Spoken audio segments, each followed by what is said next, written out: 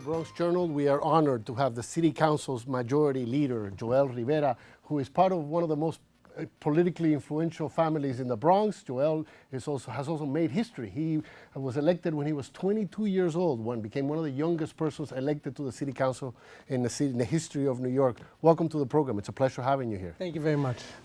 There's a lot we want to talk to you about, of course, but first let's start by explaining to people what it means not only to have a city councilman, but somebody who is a city councilman who is now a majority leader. What does it mean for the Bronx to have the majority leader?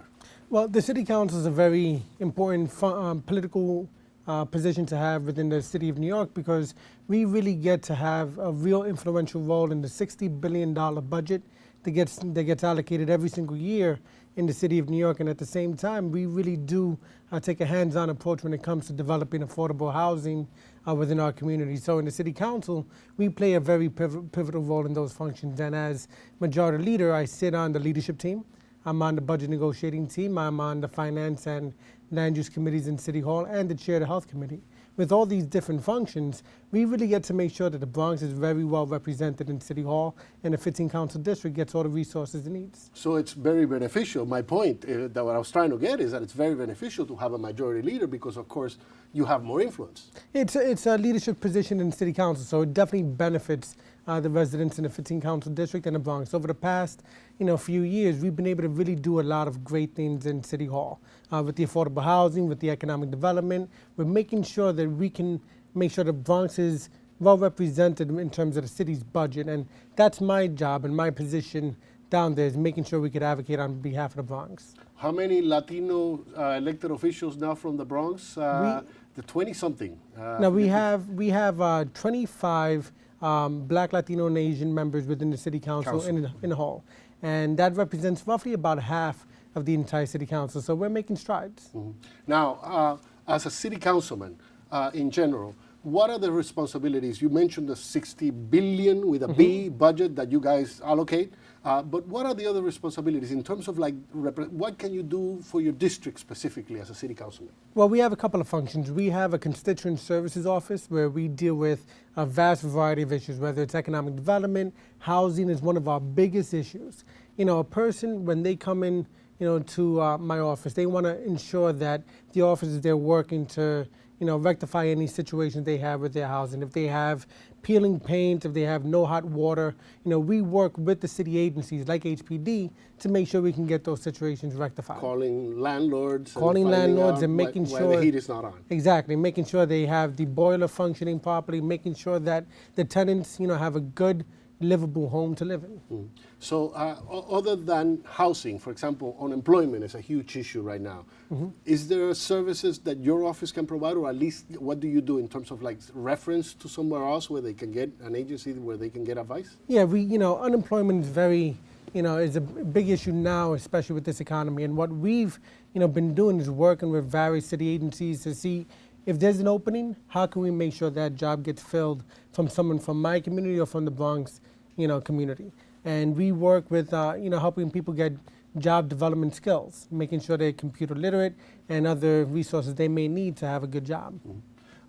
Growing up, your father has been a politician, very well known. Jose Rivera has been a very well known politician for many, many years in New York, has held several important positions. He was here on this program not too long ago in December. He's an old friend of mine. But growing up, watching your father involved in all these things, especially with his video camera, your father tapes everything. He's best known for the video camera. He tapes everything. So, but watching him so involved, was that an inspiration for you? Is that what made you a politician yourself? Yeah, I've always wanted to be like my father. I mean, I think every child grows up and they want to emulate what their mother or what their father does. And I grew up knowing what my mother and my father does is something that's very important, for our community. And they put themselves aside to advocate on behalf of their community, and they really did, a really good job. My mother as a district manager, and my father as a city council member, state assembly member, and now back in the state assembly. We really got to make sure that we empower, our community with education, with housing, with employment, we're making sure we can take it to the next levels and develop small businesses and be part of the workforce that makes our society so great. But the point I was getting with your father is that you had home training. Yeah. I mean, all these issues that most people learn about once they're adults. As a kid, you must have heard discussions about all these My things. father used to take me to demonstrations and rallies There all you the go. time, and we used to travel. We went to Vieques, Puerto Rico. We traveled. He was arrested in Vieques, Yeah, I know. your father. He arrested in Vieques. We went to the Dominican Republic. We traveled all over, the U.S. and we really took part in major movements when it came to equality throughout our society. So he was definitely my professor. Oh, yeah. Well, you got a good teacher. Yeah. Tell me something. Why did you decide not to run for borough president? There was rumor. In fact, one of the TV stations came to interview me. Oh, okay. They wanted my opinion because it was going to be the Diaz against the Riveras, and these two political families against each other. It was going to be the battle of the century, I know. based on what everybody was talking Ruben about. Diaz Jr. But against you. But the reality of it is that I have a great position in City Hall. As a city council majority leader, we really do have a hands-on approach. And sometimes you got to put the politics aside and say what's best, for my community, what's best for our, community here in the Bronx. And during these economic times, we got to put politics aside and focus on what needs to get done. And that really is economic development, housing. There are those of us who love and live and breathe politics. But the vast majority of Bronxites don't. And all they care about is what really matters. And that is, do I have a good home to go to? Can I afford the home that I live in? Do I have a job? Does the job pay well? And that's what we as elected officials, we have to put, our egos on the side, our politics on the side, and do what's right for the community. The Bronx has always been known as a transition kind of borough, that a lot of people don't stay here, supposedly.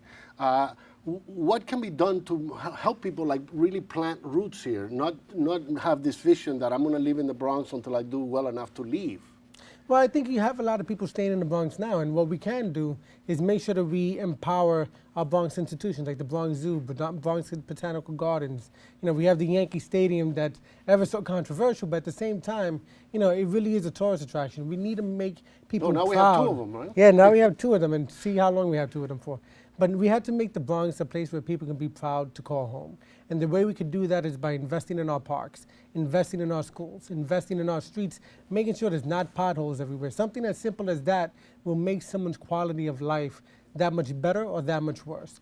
And we have to take care of our infrastructure. We have to make sure that the housing stock is the housing stock that people want to live in, that people want to invest in buying a 1, 2, 3 family home, that if you rent, that the buildings here are suitable for a family to grow up in. And that's what we can do to make sure that, the old, figment of what the Bronx was and the old concept of what the Bronx was is no longer. It has changed considerably, right? Tremendously under the leadership of Fernando Ferrer and Adolfo Carrion, under all of our state elected officials and city elected officials. They've really done a great job alongside with community leaders to make sure that this is a borough that we can be proud of. And we're not done. We have a lot of work. We still have poverty we have a lot of rates work ahead of us. And the only way to really address these issues again is by making sure we can put politics aside and focus on what really needs to happen in City Hall and state government. So from this point on, as a city councilman, how do you see the future of the Bronx politically in terms of who should, are you supporting anybody for borough president yet? Have you taken a position? Well, at this point, it really is only Ruben Diaz running for the borough There are others presidency. who I think they mentioned claim to be thinking about it. No, but the petitions already had to be filed. It's done. As of the 16th, I believe, the petitions had to be filed with the Board of Elections. Okay. So the only one I believe that filed petitions was Ruben Diaz, and I think there was a second candidate, Republican, running from Vargas Negra. I can't really remember his name. I think it was Anthony Rubistello or something like that. Anthony Rubistello. Rubistello. My director is telling me in my ear. Oh, okay, yes. So, Yes. I believe he was the other candidate, but in terms of household names, the only real household name running right now is Ruben Diaz, and I do believe he will be the next borough president. With that, we're going to take a break and we'll be right back. Thank you.